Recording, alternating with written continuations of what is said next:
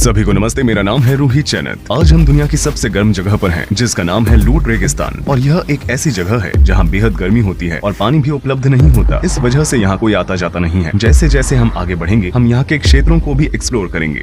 Southern California is home to some of the most extreme landscapes in the world, and there's none more extreme than its Death Valley. Whatever you have to do, however long it takes, promise me you'll find your way home. Furiosa.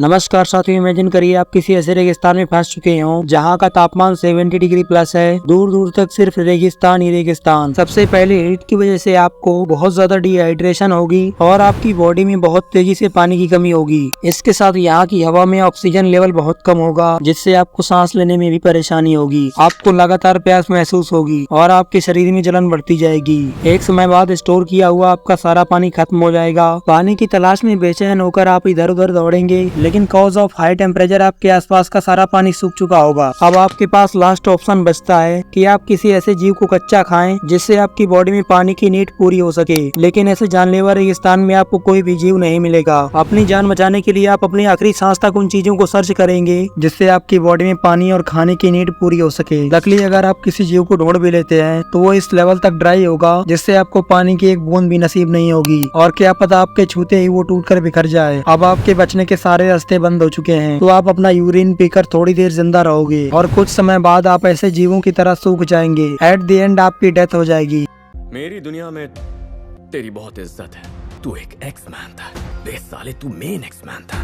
मेरी दुनिया का hero था। देखो, मैं कभी पहली date पे touch वच नहीं करता, पर लगता आज करना पड़ेगा। ओह, पंजा नुन्नू के साइज का हो गया है। उम्र के साथ केले की मूंगफली हो ही जाती है। साल 1849 में यूएसए की कैलिफोर्निया में एक ऐसी जगह को सर्च किया गया जहां highest temperature in the world 54 degree Celsius record किया गया। ओनली 54 डिग्री सेल्सियस पर इसको डेथ वैली का नाम दिया गया। एक ऐसी जगह जहां जाने के बाद कोई जिंदा वापस नहीं लौटता। आप सोचकर देखिए साथियों, सिर्फ 54 डिग्री में ये हाल है। अगर 70 डिग्री पहुंच गया तो क्या होगा? एक तरीके से धरती से जीवन का हमेशा के लिए अंत हो जाएगा। जिस तरह से आज के समय तापमान लगातार बढ़ रहा है, वो दिन दूर नहीं जब धरती से जीवन हमेशा के लिए समाप्त हो जाएगा। क्लाइमेट चेंज के बैड इम्पैक्ट को कल्कि और मैड मैक्स जैसी मूवीज में काफी अच्छे से दिखाने का प्रयास किया गया है। इनमें दिखाया गया कि एक समय बाद लोग पानी और खाने के लिए गुलामी करेंगे। औरतों को पानी और खाने का लालच देकर उन्हें एक ऑब्जेक्ट की तरह इस्तेमाल किया जाएगा। इस दुनिया के सारे इमोशन और रिश्ते खत्म हो चुके होंगे। बचेगी तो सिर्फ भूख और प्यास और सांस लेने के लिए साफ हवा की आवश्यकता। जिस पानी की बर्बादी आज लोग कर रहे हैं, एक समय आएगा जब इस पानी के लिए लोग एक दूसरे का खून बहाएंगे। जिस खाने को आज लोग फेंक देते हैं, उसी खाने के लिए एक दिन मार काट करनी पड़ेगी। जिस हवा से आज आप फ्री में सांस लेते हैं, एक दिन उसके लिए भी पैसे देने होंगे। अभी हमने साथियों जिस रेगिस्तान की बात की, एक समय आएगा जब पूरी धरती ऐसे ही रेगिस्तान में चेंज हो जाएगी। ना कहीं पेड़ पौधे और ना कहीं सांस लेने के लिए साफ हवा, ना ही पीने के लिए पानी और ना ही खाने के लिए खाना। कहा जा रहा है जिस तरह से डायनासोर गायब हो गए, उसी तरह मानव जाति का भी अंत निश्चित है। हमारे बीच कई ऐसी प्रजातियां हैं जो गायब होने की कगार पर हैं, जिसमें टाइगर, रिनोसोरस, डॉल्फिन्स, ब्लू व्हेल, पांडा, एलिफेंट, बर्ड्स और ग्रीन सी टर्टल शामिल हैं। साल 1950 में ऑल इन द वर्ल्ड लगभग 3 लाख ब्लू व्हेल मौजूद थी, लेकिन साल 2024 आने तक पूरी दुनिया में केवल 10,000 ब्लू व्हेल रह गई हैं। इस डेटा को भी देखिए। साल 1974 में 40,000 वाइल्ड टाइगर मौजूद थे पूरे इंडिया में, लेकिन आज साल 2024 में केवल 3600 वाइल्ड टाइगर ही बचे हैं पूरे इंडिया में। और ये केवल इन जीवों के साथ ही नहीं हो रहा। Cause of bad human activity बाकी सभी तरह के जीव भी डेंजरस स्टेज में है, फिर चाहे वो वाइल्ड एनिमल्स हो या बर्ड्स। ये खबर 19 मार्च 2024 की है। World sparrow day 2024, history, significance and everything that you need. UN को वर्ल्ड स्पैरो दिवस डिक्लेयर करना पड़ा ताकि गौरैया चिड़िया को विलुप्त होने से बचाया जा सके। आज के समय खतरा हर जीव के हमेशा के लिए गायब होने का है, चाहे वो मरीन स्पीसीज हो या वाइल्ड स्पीसीज। वही साथियों, बात करें इसके कारण की, तो आखिर क्या कारण है इसका? इतना सब कुछ होने के बाद भी हम इकोसिस्टम को बचा क्यों नहीं पा रहे? इसके 4 मेन रीजन है: अर्बनाइजेशन, डिफॉरेस्टेशन, पॉल्यूशन और ग्लोबल वार्मिंग। नंबर 1, लगातार बढ़ रहे अर्बनाइजेशन की वजह से पेड़ों को लगातार काटा जा रहा है और एग्रीकल्चरल लैंड कम हो रही है, जिससे फूड क्राइसिस क्रिएट होगा। Number 2, deforestation. डिफॉरेस्टेशन की वजह से